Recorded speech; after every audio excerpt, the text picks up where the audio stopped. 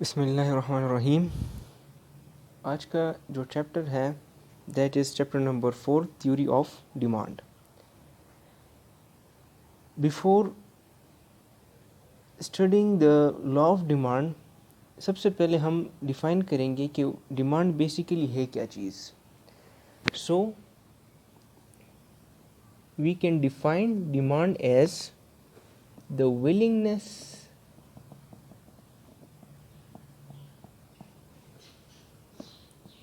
and ability of buyers to purchase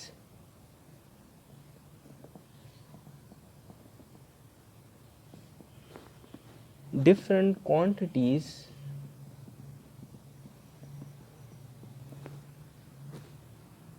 of goods at different prices at particular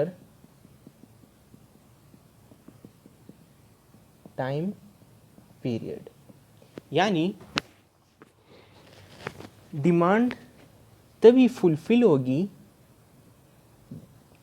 जब उस बंदे की willingness हो प्लस उसकी परचेजिंग पावर भी मौजूद हो, तब जाके हम कहेंगे कि ये उस बंदे की डिमांड है। और डिमांड को हम उर्दू में कहते हैं तलब। फॉर एग्ज़ाम्पल, इसकी हम जनरल एग्ज़ाम्पल इस तरह ले सकते हैं कि एक गरीब बंदा है, एक पुअर बंदा है, और वो एक गाड़ी ख़रीदनी चाहता है। फॉर एग्ज़ाम्पल कोई भी गाड़ी हो, फॉर एग्ज़ाम्पल मेहरान कह लें। अब उस बंदे की विलिंगनेस तो है, लेकिन उसके पास इतने पैसे नहीं है कि वो उस गाड़ी को परचेज़ कर ले, तो हम ये उसकी डिमांड नहीं कह सकते। सिमिलरली एक रिच बंदा है, उसके पास पैसे तो मौजूद होते हैं, उसकी परचेजिंग पावर होती है, लेकिन वो विलिंग नहीं होता कि वो उस मेहरान गाड़ी को ख़रीद ले, तो ये उस केस में भी ये डिमांड नहीं कहलाएगी। सो डिमांड के लिए शराइत दो हैं, एक है willingness and second is the purchasing power of the buyer to buy that particular commodity. अब आते हैं मेन लॉ की तरफ। एक लॉ है इकोनॉमिक्स में जो कि बहुत बेसिक लॉ है, that is called law of demand. इसको हम डिफाइन करेंगे कि अदर थिंग्स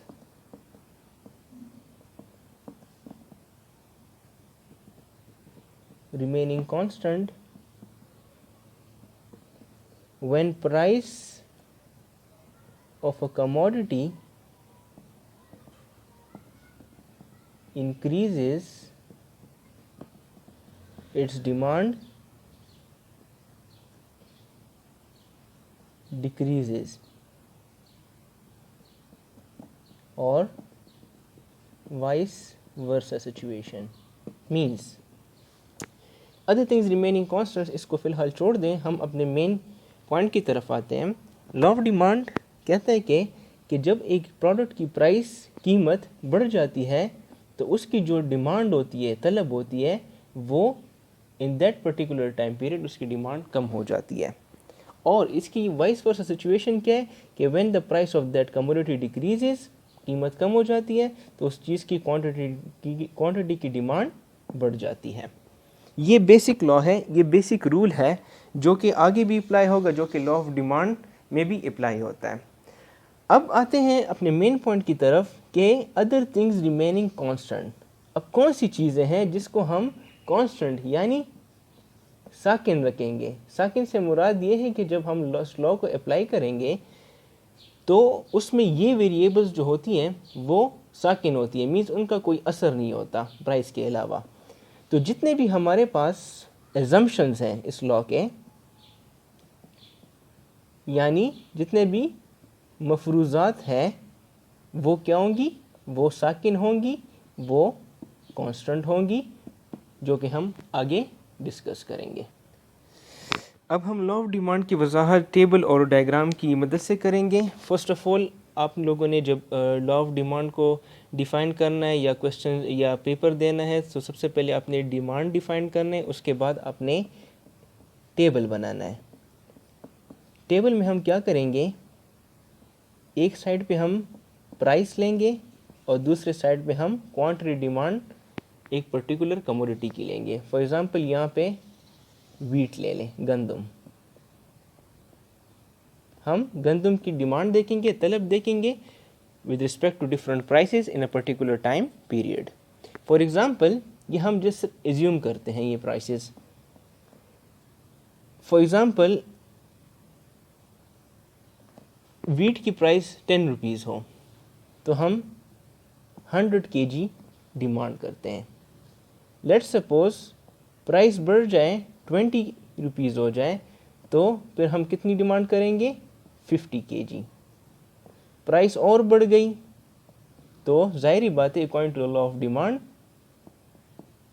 डिमांड और कम होगी। तो यहाँ पे देख लें एक रिलेशनशिप कौन सा बन रहा है कि प्राइस यहाँ पे इंक्रीज हो रहा है 10, 20, 30, और सेकंड साइड पे देख लें demand with that according to that prices जो डिमांड है, तलब है, वो डिक्रीज हो रही है 100 से 50, फिर 50 से 25। सो ये बेसिक रूल है।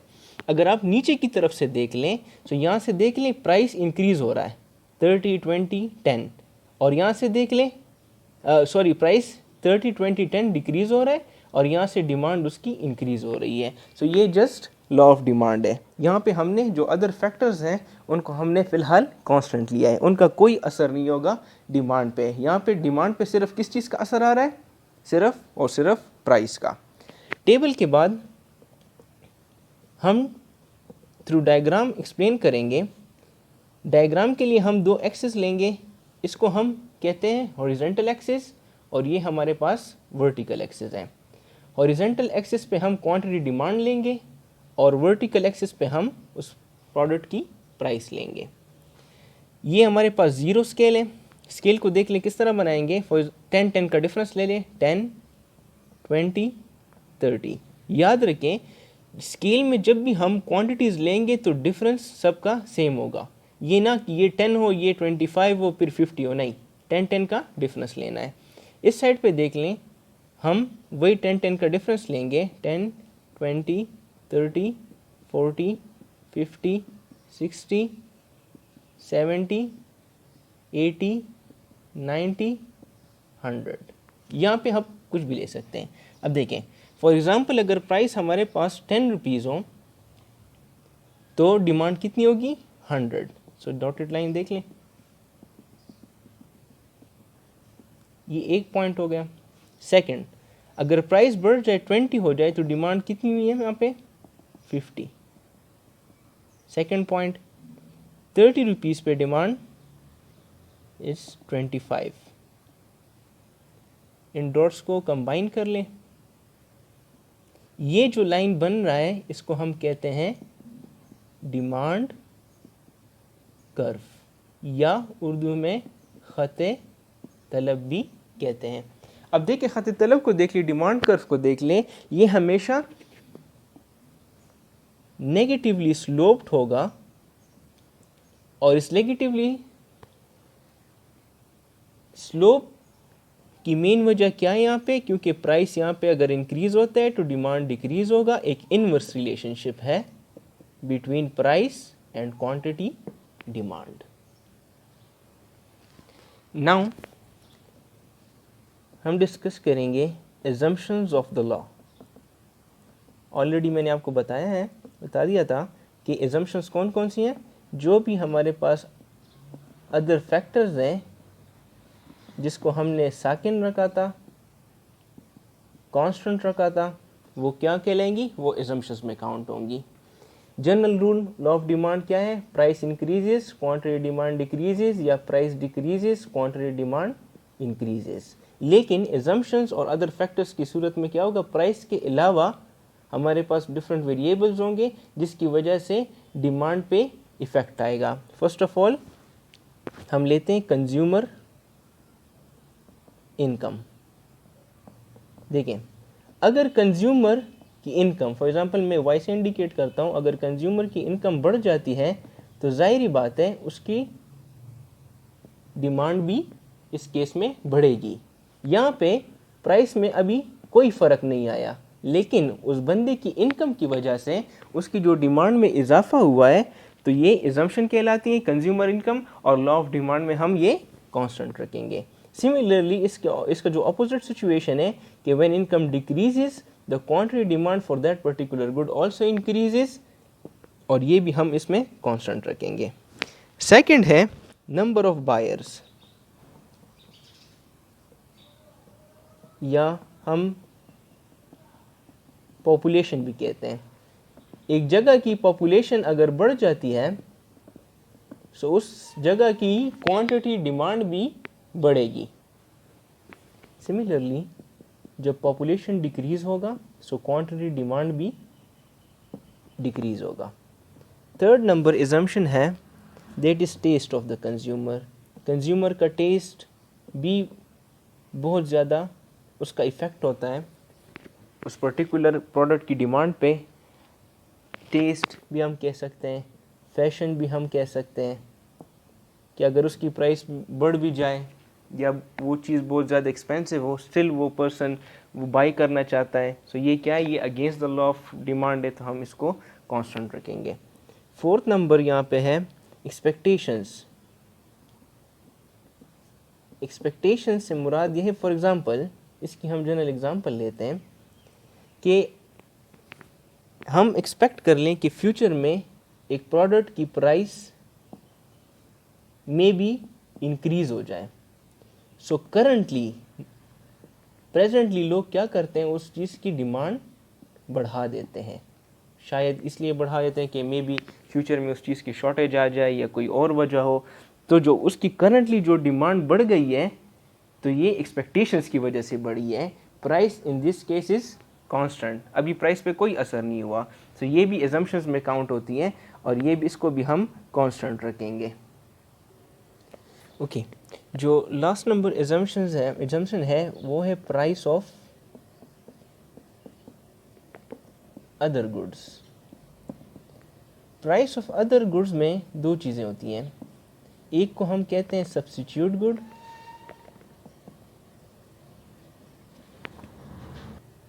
एंड सेकंड जो है वो है कॉम्प्लीमेंट गुड। सब्स्टिट्यूट गुड की मिसाल हम इस तरह लेंगे कि for example petrol and CNG, ये क्या, ये सब्स्टिट्यूट गुड है। अगर पेट्रोल की प्राइस बढ़ जाती है तो ऑटोमेटिकली लोग सीएनजी पे शिफ्ट होंगे, तो सीएनजी की डिमांड बढ़ जाएगी। यानी यहाँ पे सीएनजी की प्राइस पे कोई फ़र्क नहीं आया, लेकिन स्टिल उसकी डिमांड बढ़ गई। बिकॉज क्यों बढ़ी है, क्योंकि वहाँ पे पेट्रोल की प्राइसेस बढ़ी है, तो लोग सब्स्टिट्यूट कर गए, शिफ्ट कर गए सीएनजी पे। कॉम्प्लीमेंट गुड कौन से गुड्स होती हैं, वो गुड्स जो एक साथ होती हैं। फॉर एग्जांपल हम मिसाल लेते हैं मोबाइल एंड सिम की।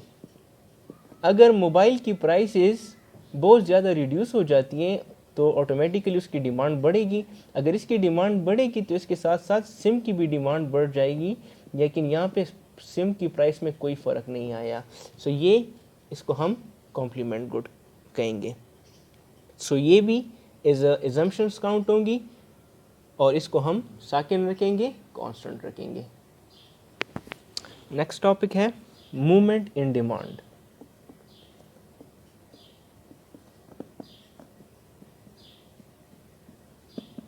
मूवमेंट इन डिमांड दो टाइप्स की होती हैं, एक को हम कहते हैं एक्सटेंशन ऑफ डिमांड,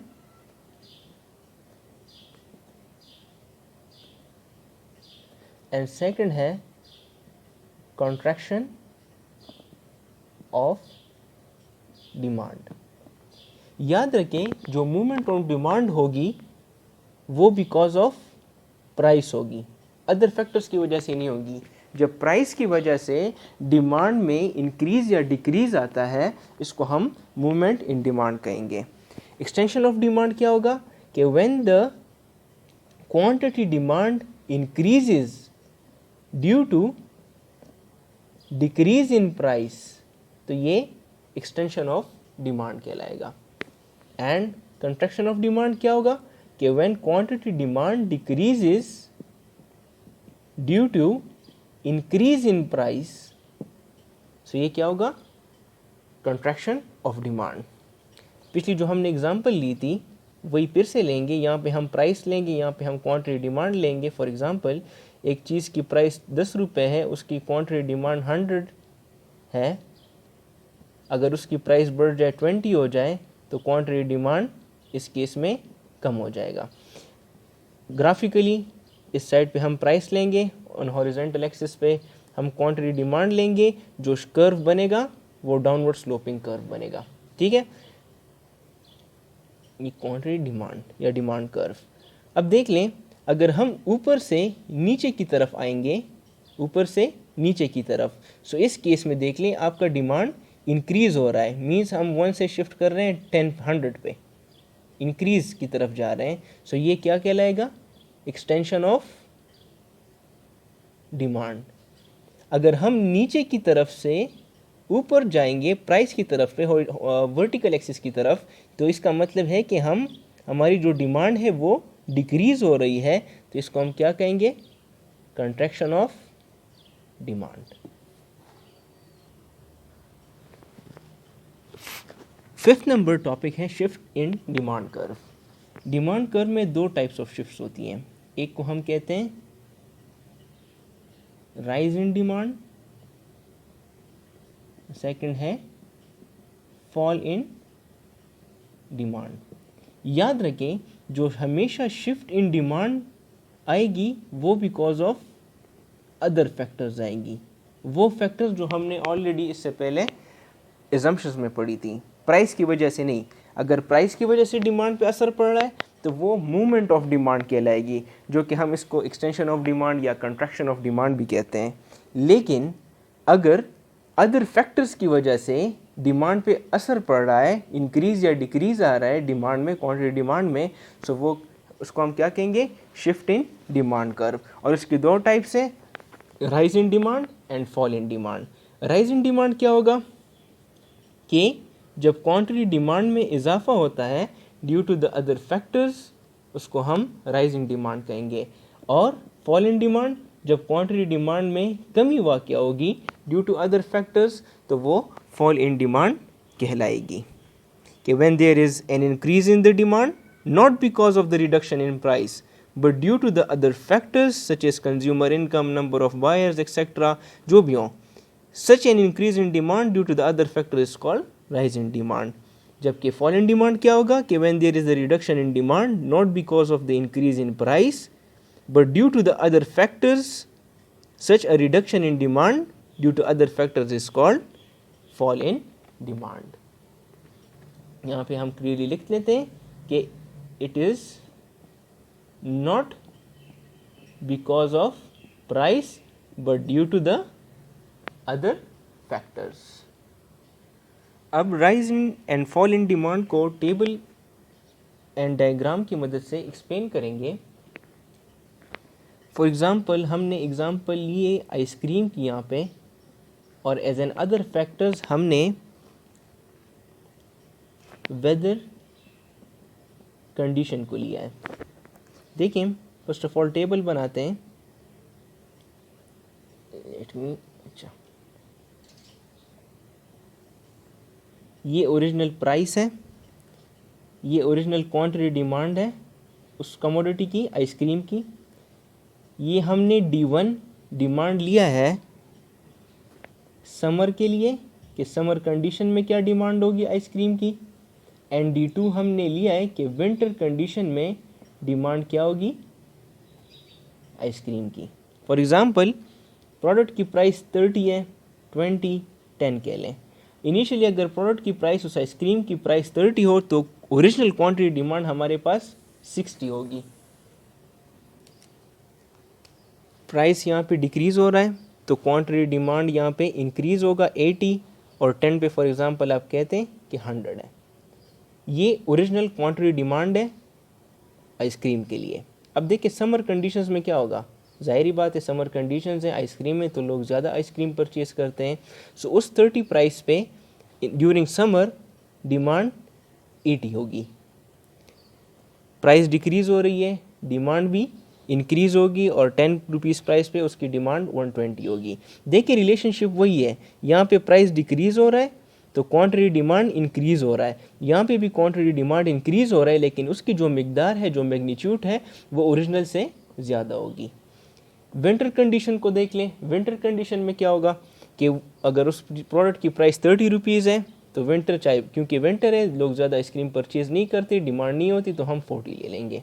40 देख लें, ये 80 से भी कम है और 60 से भी, ओरिजिनल से भी कम होगा। 20 पे 60 और 10 पे 80। यहाँ पे देख लें, यहाँ पे भी प्राइस की कमी की वजह से डिमांड में इजाफा हो रहा है, लेकिन विंटर कंडीशंस की वजह से उसकी डिमांड जो है वो समर और ओरिजिनल के निस्बत कम होगी, मैग्नीट्यूड में कम होगी। ग्राफिकली किस तरह करेंगे,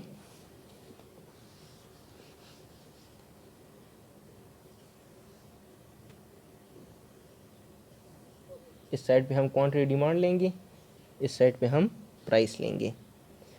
ये 0 point origin point, 10 scale, 20 and 30 scale. यहाँ पे जो मिनिमम क्वांटिटी हमारे पास मौजूद है देख लें, 20 का डिफरेंस ले लें, 20, 40, 60, 80, 100, 120। ठीक है।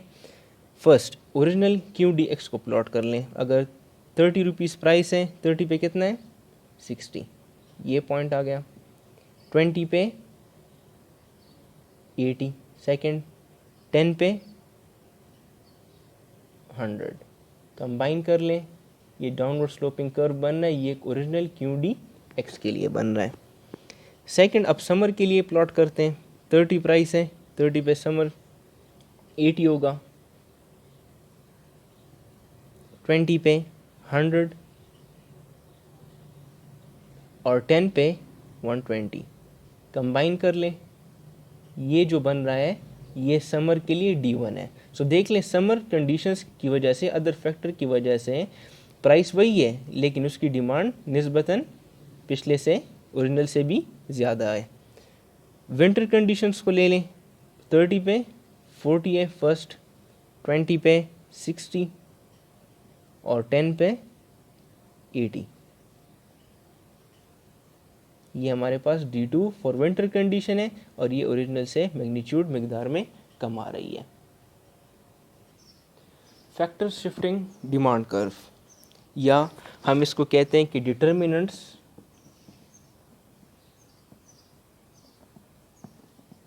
ऑफ